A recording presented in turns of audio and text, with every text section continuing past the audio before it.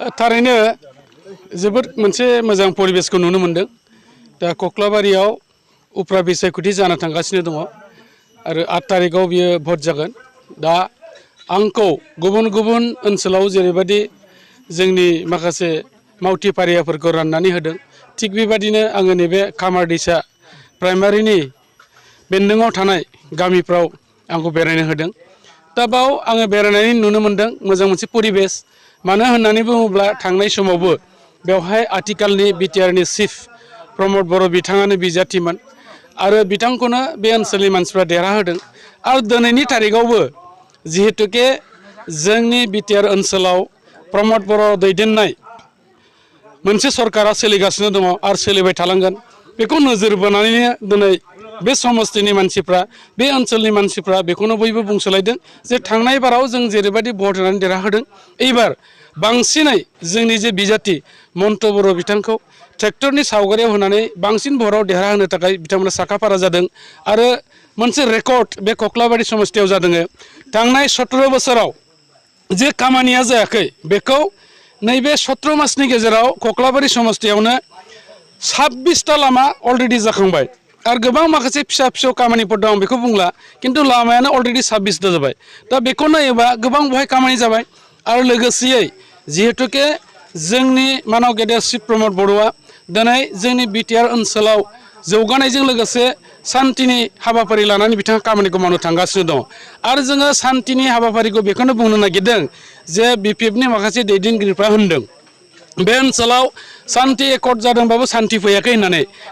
नाथाय जों होननो नागिरदों बाव बिराद मोजां मोनसे सान्थि परिबेस जाबाय, जायनि थाखाय दिनै बर'फोरजों लोगोसे बिभिन्न जाथि गोष्ठिया फ्रियै हान्था मेला खालायदों, दिनै बेफार फालांगि खालायदों। लोगोसेयै जोङो इलेक्सन होननानै बुङोब्ला बिपिएफनि समाव बेखौनो नुनो मोनोमोन, जायफ्रा गावसिनि बेरेखा हान्जा बिथांमोननि न'आव थांनानै अन्थाइ खुबैनाय, सोरनिबा इन्जुरखौ जोसिनानै फैनाय, सोरबा मानसिखौ माने बुनानै थांनाय लामा दथ'खाफ्राव, बेबादिखौ जों नुनो मोन्दोंमोन। नाथाय एबार बेबादि मोनसे परिबेस गैया, मोजां मोनसे परिबेसखौ जों होनो हादों आरो जोंनि थांखियानो बेनो।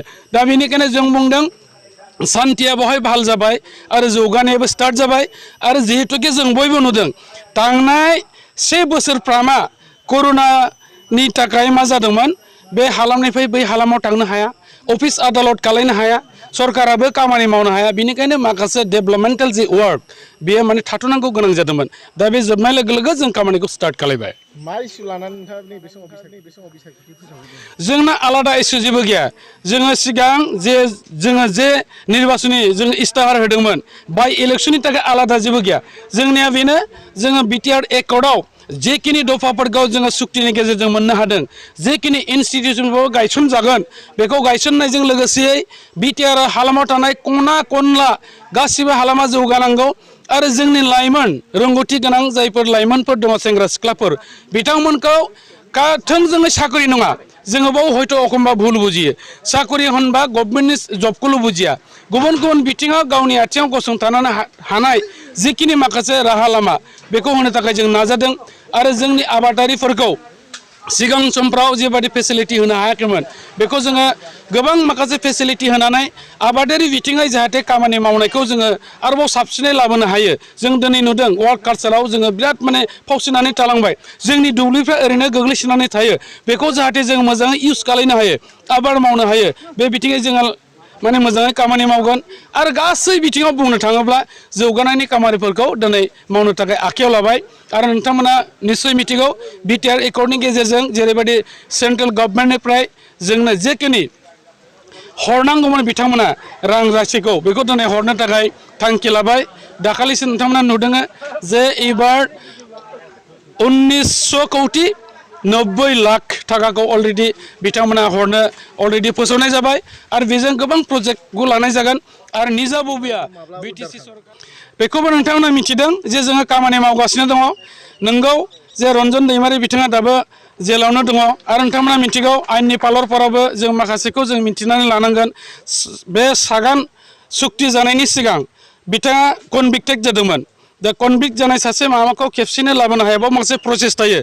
बेनिखायनो टाइम टु टाइम बावैसो आगोलबो मास मोनसेनि सिगां सरकारजों रायलायनाय जादों, स्टेट गभर्नमेन्टजों रायलायनाय जादों दा बिथांखौ मा रोखोमै रिलिज खालामनांगौ बेखौ पर्यायक्रमे सरकाराबो स्टेप बाय स्टेप आवगायनो नागिरदों दा जोङो सानदों बिथाङाबो दिनै नङा गाबोन उदां अख्राङाव फैगोन जोंजोंनो थानानै बिथाङाबो खामानि मावनो हागोन गतिके बिथांल' नङा बिथांजों लोगोसे जायफ्रा दिनै जेलावहाय दङ बिथांमोनखौबो आसाम सरकारा फ्रि खालामनांगौनि सार्थआव दिनै बिथांमोनाबो खोथा होदों जोंहा मिजिं दङ आरो बिथांमोननि थाखाय जों मावबाय थागोन आरो बिथांमोनाबो दिनै नङा गाबोन निस्सय जोंजोंनो मोनसे समाव लोगो मोनलायफिनगोन सिमा बारायनाय आरो दानख'नाया माब्लानिफ्राय जागोन? सिमा बारनाय दानख'नाय बे प्रसेसा सोलिगासिनो दङ जेरैबायदि सेन्ट्रेल स्टेटआ बे एकर्डनि गेजेरजों जे दफायाव जेखौ फोरमायनाय जादों जे बेखौ गफुर हालामसिम माने एसे फुवारनाय जागोन फोलावनाय जागोन बे अलरेडि जागासिनो दङ जों मिजिं थिदों बेबो थाबैनो जागोन आरो बे जागोना बास्तब